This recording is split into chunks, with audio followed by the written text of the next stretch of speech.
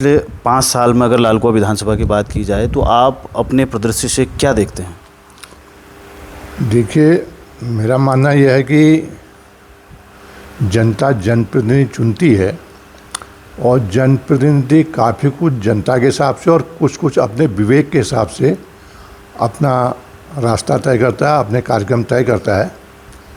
तो वर्तमान में हमारे पड़ोसी डॉक्टर मोहन सिंह बिष्ट विधायक हैं।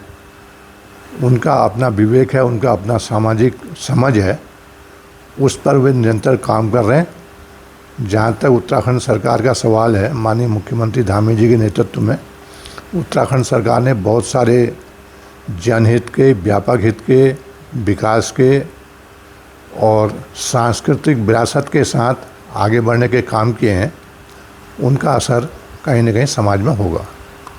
डॉक्टर मोहन बिष्ट जब चुनकर आए थे तो उसके बाद लोगों में एक उम्मीद जगी थी और उससे पहले आप यहाँ रहे, लगातार 10 साल से भारतीय जनता पार्टी का जो सिटिंग एमएलए यहाँ रहे हैं। आपको क्या लगता है इन 5 सालों में जो है क्या विकास कार्य यहाँ हो पाए हैं? विकास एक निरंतर प्रक्रिया है, लेकिन किसी भी जनप्रतिनिधि को अपनी प्राथमिकताएं तय करने का विवेक होता है। अब मोहन सिंह बिष्ट जी ने अपने विवेक से अपनी प्राथमिकताएं तय की होंगी। उनका असर क्षेत्र की जनता पर कितना होता है, क्षेत्र की जनता ही बता सकती है। मैं उनके विवेक पर कोई टिप्पणी नहीं करूंगा।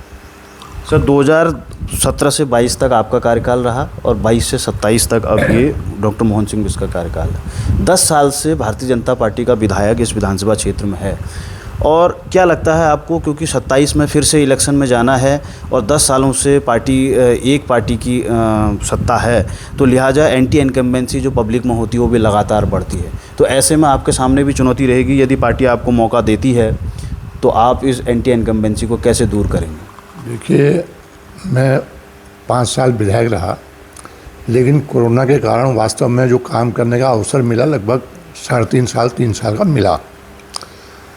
तो मेरे साथ मेरे 5 साल के कार्यकाल की, विकास की और अंत्योदय की, समरसता की, सभी क्षेत्रों में सभी बिंदुओं पर कुछ न कुछ विकास जनहित में करने की एक कड़ी जुड़ी हुई है।